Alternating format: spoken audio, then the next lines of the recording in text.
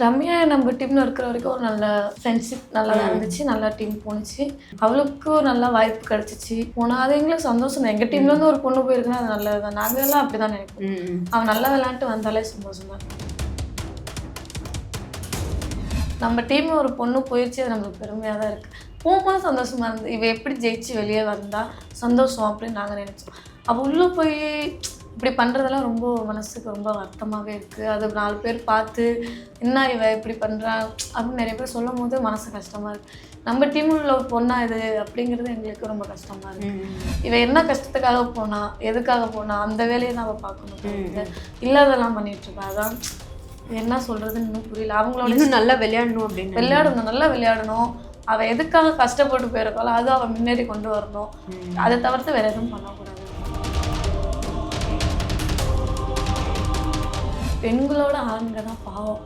இல்லை சொல்கிறேன் பாவம். பொம்பளை பிள்ளைங்களுக்கு ஒரு 6 சாங் விட்டாலும் 20 சாங் பாய்ஸ் பண்ணணும். கேர்ள்ஸ் கூட ஆடணும், தனியாக ஆடணும், ப்ராப்பர்ட்டி வச்சு ஆடணும், வேர்வை ஊற்றும். அவ்வளோ அவங்களுக்கு அவங்க பர்ஃபார்மன்ஸ் பண்ணணும். ரொம்ப ரொம்ப பாவம் பசங்க. ஆனால் அவளுக்கும் பசங்க சம்பளம் கம்மி தான். சம்பளம் கம்மி, பொண்ணுங்களோட கம்மி தான். ஆமாம், 700 தான் தருவாங்க. 700 800 தான் தருவாங்க. சில பேர் பண்ணுவாங்க, சிம்பிள் காமிப்பாங்க. சில பேர் நம்ம இங்கே ஆடுறோன்னா போடி அப்படிம்பாங்க. நீ வேணா ஆளை கிளம்பு அப்படிம்பாங்க. நீ இப்போ அந்த ஆள் கொண்டு வா, அந்த பொண்ணு இங்கே வர சொல்ல அப்படிம்பாங்க. நிறைய பேர் சொல்லுவாங்க. நம்ம அந்த இடத்துல போய் போராட்டமாக பண்ண முடியும்? நம்ம வாங்குற சம்பளத்துக்கு நம்ம அவன் பார்த்தான்னா பார்க்கலன்னா நம்மளுக்கு பார்க்கறதுக்கு 1000 பேர் இருக்காங்க, அவங்கள பார்த்துட்டு போயிட்டே இருக்காங்க.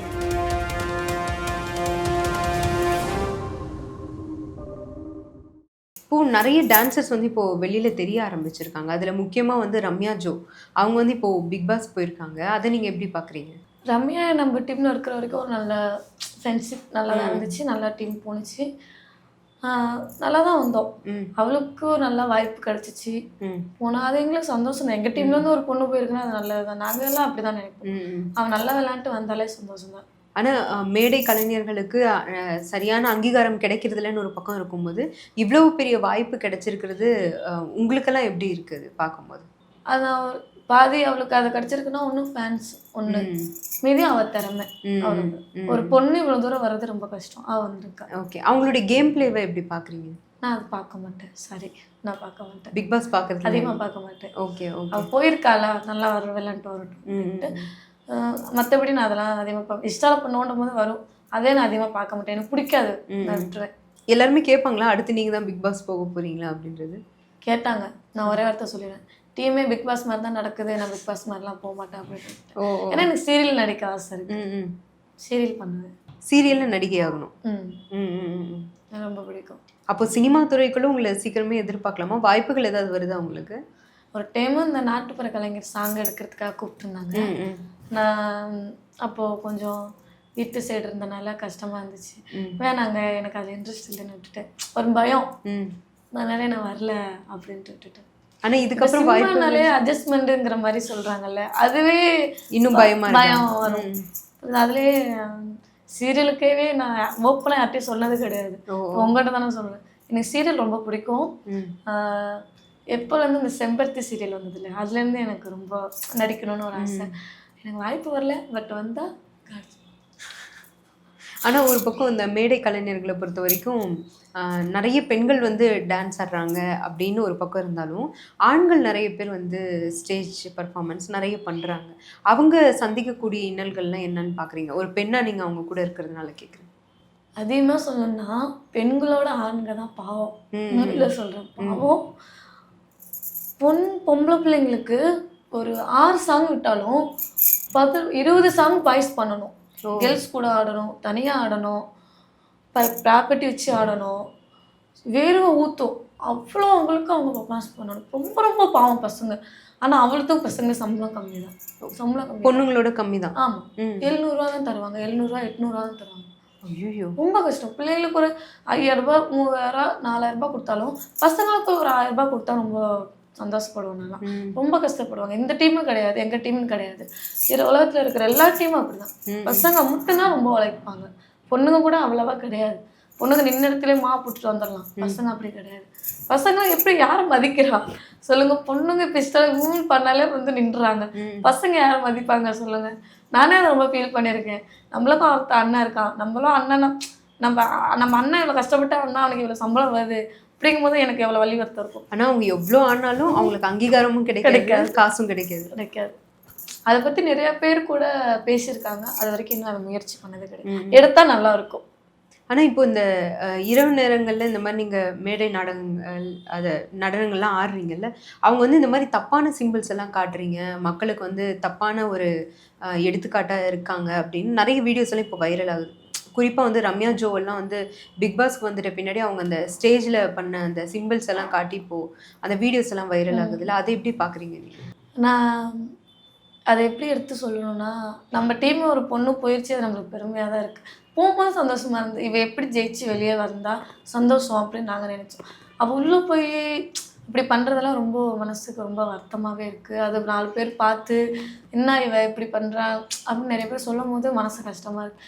நம்ம டீமில் உள்ள பொண்ணா இது அப்படிங்கிறது எங்களுக்கு ரொம்ப கஷ்டமாக இருக்குது. இவ என்ன கஷ்டத்துக்காக போனா, எதுக்காக போனா, அந்த வேலையை தான் அவள் பார்க்கணும் தவிர்த்து இல்லாதெல்லாம் பண்ணிகிட்ருக்கா. அதான் என்ன சொல்கிறதுன்னு இன்னும் புரியல. அவங்களோட இன்னும் நல்லா விளையாடணும் அப்படின்னு விளையாடணும், நல்லா விளையாடணும். அவள் எதுக்காக கஷ்டப்பட்டு போயிருக்காளோ அது அவள் முன்னேறி கொண்டு வரணும். அதை தவிர்த்து வேற எதுவும் பண்ணக்கூடாது. இப்போ இந்த ஸ்டேஜ்லாம் தப்பான சிம்பிள்ஸ் எல்லாம் காட்டுறாங்கல்ல, டான்ஸ் ஆடுறவங்க காட்டுறாங்கன்னு வைரல் ஆகுதுல, அந்த வீடியோ எப்படி பார்க்குறீங்க நீங்கள்? நம்ம ரம்யா பண்ண அது யாரோ ஒருத்தவங்க பண்ணாங்க. இப்போ நான் இருந்தேன்னா அது பசங்க தான் ஏதோ வீடியோ எடுத்து போட்டது. இவங்க பண்ண வேலை தான் இதெல்லாம். யாரு பசங்க ஃபேன்ஸ் பண்ணுறதுதான். ஒரு சின்ன ஒரு அந்த இடத்துல ஒரு சின்ன நம்ம பூச்சி கடிச்சா கூட அதை செல் எடுத்துக்கிட்டு வந்துடுவாங்க. அதுதான் தப்பு. நீ அந்த பிள்ளை நல்லா ஆடுதா, அதை எடுத்து போடு. ஒரு நல்ல பிள்ளைங்க நல்லா ஆடுறாங்களா, பசங்க நல்லா உழைக்கிறாங்க, அவனை எடுத்து போடு. அவனும் ஒரு இடத்துல முன்னேறி நிற்கட்டும். சம்மதம்லாம் எடுத்து அதை போட்டு அது ஒரு இடத்துல போய் நின்று அதெல்லாம் தப்புன்னு தான் நான் சொல்லுவேன். இல்லை, நீங்கள் சொன்னது போல் அவங்களாம் அந்த சிம்பிள் காமிக்கிறதுக்கான நோக்கம் இருந்திருக்காதுன்னு நினைக்கிறேன். ஏன்னா முன்னாடி இருக்கவங்க ஏதோ பண்ணதுனால தான் இவங்க இந்த மாதிரி பண்ணாங்க அப்படின்ற மாதிரியெல்லாம் இருக்குல்ல. உங்களுக்கு உண்மையாகவே அந்த மாதிரி தொல்லைகள்லாம் பண்ணுவாங்களா நீங்கள் டான்ஸ் ஆடும்போது? சில பேர் பண்ணுவாங்க, சிம்பிள் காமிப்பாங்க. சில பேர் நம்ம இங்கே ஆடுறோன்னா போடி அப்படிம்பாங்க. நீ வேணா ஆளை கிளம்பு அப்படிம்பாங்க. நீ இப்போ அந்த ஆள் கொண்டு வா, அந்த பொண்ணு இங்கே வர சொல்ல அப்படிம்பாங்க. நிறைய பேர் சொல்லுவாங்க. அதான் இதெல்லாம் நம்ம அந்த இடத்துல போய் போராட்டமாக பண்ண முடியும்? நம்ம வாங்குற சம்பளத்துக்கு அவன் பார்த்தான்னா பார்க்கலன்னா நம்மளுக்கு பார்க்கறதுக்கு 1000 பேர் இருக்காங்க, அவங்கள பார்த்துட்டு போயிட்டே இருக்கோம் அப்படின்னா. ஆனால் ரொம்ப கோவப்படுத்துறதுனால இந்த மாதிரி எல்லாம் ரொம்ப கோவம் வரும் கண்டிப்பாக. எனக்கெல்லாம் நான் தான் ஆடி முடிச்சுட்டு போகும்போது தான் திட்டுவேன். மைக் ஆஃப் பண்ணிட்டு தான் திட்டுவேன். நான் ஆடி முடிக்கிற வரைக்கும் எதுவும் சொல்ல மாட்டேன். முடிச்சுட்டு தான் அங்கே அவன் நிற்கிற இடத்துக்கு போய் சொல்லுவேன். இந்த மாதிரி வேலையெல்லாம் பச்சா திட்டுட்டு தான் வருவேன். பேட் வயசில் திட்டுட்டு தான் வருவேன். இந்த வேலையெல்லாம் வச்சுக்கிட்டா உடச்சி கொடுங்க மூஞ்சி அவனாங்க ஓடிட்டு போயிட்டே இருப்பேன். சாங் ஓடுது, நம்ம அதை விட்டுட்டு நம்ம அவங்ககிட்ட போய் போராட்டம் பண்ண முடியாதுல்ல. இப்போ எல்லா குரூப்பும் அங்கே தான் பார்க்கும். புரியுது. நம்ம முடிச்சுட்டு பாட்டு என்னான்னு முடியும். நம்ம அவன் என்ன பண்ணான்னு அவங்களுக்கும் தெரியும். புரியுதுங்களா? அப்போ அவன் இந்த பண்ணனால தான் இந்த பொண்ணு திட்டுது. பாட்டத்தில் இப்போ அந்த பையன் என்ன சொன்னா நான் என்ன சொல்றேன்னு கேட்காது. அது ஒரு தப்பான ஒரு இடத்துக்கு தான் போகும். அதுக்கு நிப்பாட்டிட்டு நம்ம பேசினா அவன் என்ன சொன்னா நம்மளுக்கு தெரியும். ஆனால் கடைசியில் திட்டிட்டு தான் போவேன். பட் உங்களுடைய சின்ன வயசுலேருந்து எப்படி இருந்தது உங்கள் வாழ்க்கை, அதை பற்றி சொல்லுங்கள். ரொம்ப எமோஷனலாக இருக்கேன். சின்ன ஊர்லலாம் அம்மா அப்பா வீட்டில் தான் இருந்தேன். ரொம்ப கஷ்டம் அம்மா அப்பா வீட்டிலலாம். அப்போலாம் 8 குழந்தைங்கன்றதுனாலயா? அப்படி கிடையாது. எனக்கு கீழே 3 பேர் அதுக்கப்புறம் தான் பிறந்தாங்க.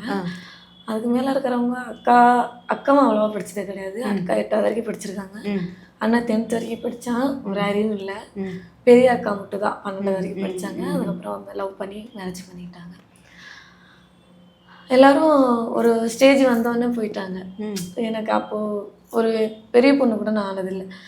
வீட்டில் இருக்கும்போது ரொம்ப கஷ்டம். சாப்பாட்டுக்கு அப்பா ஒரு இடத்துக்கு வேலைக்கு போவார். என்ன வேலையாக இருந்தாலும் பார்ப்பார். போவார், வேலையை பார்ப்பார். இவ்வளோ தான் 200 100 இந்த மாதிரி தான் வாங்கிட்டு வருவார். நீங்கள் படிச்சுட்டு இருந்தீங்களா அப்போது? அப்போது ஸ்கூல் போக மாட்டேன்னு தான் சொன்னேனே. ஸ்கூல் இருக்கும், ஆனால் நான் போக மாட்டேன். இன்ட்ரெஸ்ட் இல்லை அப்போது எனக்கு. ஆனால் இப்போ ரொம்ப ஃபீல் பண்ணுறேன். ஏன் அதை விட்டோம்? அதுக்கு தான் நம்ம இந்த இடத்துக்கு வந்திருக்க மாட்டோம்ல. நம்ம ஒரு 4 பேத்துக்கு சொல்லி கொடுத்துட்டு இருந்திருக்கலாம். கண்டிப்பாக அது மாதிரி ரொம்ப கஷ்டப்பட்டேன். அம்மா கஷ்டப்படுறத பார்த்து ஒண்டியாக இருக்காங்கல்ல, மாமியார் வீட்டில் ரொம்ப கஷ்டப்படுவாங்க. அம்மா கஷ்டப்படுறாங்கன்ட்டு நான் இருக்கேன், யாரும் உன்னை கேள்வி கேட்பா, அம்மா யாரையும் திட்ட விட மாட்டேன். அது ரொம்ப தைரியம். திட்ட விட மாட்டேன், எனக்கு பிடிக்காது அம்மா திட்டினா. அப்பா அதான் செஞ்சாலே அடித்தாலோ எனக்கு கல்லை தூக்கி அடிப்பேன். உண்மையில அம்மா திட்ட விட மாட்டேன். ஆனால் அம்மா பக்கத்துல இருந்து அம்மா சமைக்கிறது, வீட்டில் ஹெல்ப் பண்ணிகிட்ருப்பேன். அக்கா வந்து ஸ்கூலுக்கு போயிட்டு வருவா. காசு ரொம்ப கஷ்டம். அக்கம் பக்கம் யாருமே பேச மாட்டாங்க. கா பணம் இருந்தால் தான் மதிப்புன்னு சொல்லலாம்ல, அந்த மாதிரி தான். பணம் இருந்தால் தான் ரொம்ப மதிக்கிறாங்க. ரொம்ப தூரம் நாங்கள் இருந்து பார்த்தோம். எங்களுக்கு எந்த ஒரு சப்போர்ட்டுமே இல்லை. எங்கள் ஆயா மட்டும்தான், ஆத்தாம்பான்ல, ஆத்தா மட்டும்தான் நீங்கள் இங்கே இருக்க வேணாம் அப்படின்ட்டு காசு கொடுத்து எங்களுக்கு அனுப்பிச்சி விட்டுட்டாங்க. நம்ம ஊர் எப்போனாலும் இங்கே இருக்கலாம், இங்கே இருந்தால் நீங்கள் எல்லோரும் குத்தி காமிச்சு நீங்கள் நொந்து போயிடுவீங்க, பிள்ளைங்களை கூட்டிகிட்டு வெளியே போ, எப்போ உனக்கு ஊர் பக்கம் வரும்னு தோணுதோ அப்போ வந்து அம்மா. எங்கே போயிட்டீங்க அங்கேருந்து? நம்ம வேதாரண்யம் அங்கே போயிட்டோம். அது தெரிஞ்ச ஊர் அவங்களுக்கு? அப்பாவுக்கு தெரிஞ்ச ஊர், எனக்கு தெரியாது. தொப்பு தரன்னு ஒரு இடம் இருக்கு. சரி, அங்கே போய் ஏதாவது பொழப்ப நடத்தி பார்த்துக்கலாம் அப்படின்னு நம்பி தான் போனோம். புது ஊருங்கிற அப்பாவுக்கு தெரிஞ்ச ஊராக இருந்தாலும் எங்களுக்கு அது புது ஊர். அதிகமாக அப்பாவுக்கு அது வேலை கிடைக்கல.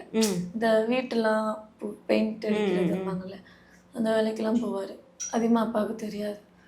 அப்புறம் அங்கே சுற்றி இங்கே சுற்றி ரொம்ப கஷ்டப்பட்டோம். ஒரு பிள்ளைகளாம் எங்களை விட்டு விலக ஆரம்பித்தாங்க. கல்யாணம் ஆகி போக ஆரம்பிச்சிட்டாங்க. அவங்களுக்கா விருப்பப்பட்டு ஒரு மேரேஜ் பண்ணிக்கிட்டு போயிட்டாங்க. இவங்க யார், இவங்க என்ன, இவங்க யாருன்னு தெரியாது யாருமே. அப்பா அம்மாவும் கேட்கல? கேட்டால் ஒரு வார்த்தை, எனக்கு பிடிச்சிருக்கு நான் பண்ணுறேன், உங்களால் என்ன இருக்குது பண்ணுறதுக்கு அப்படிங்கிற அவங்க நிலைமையை புரிஞ்சுக்கிட்டு லவ் மேரேஜ் பண்ணிக்கிட்டு போயிட்டாங்க.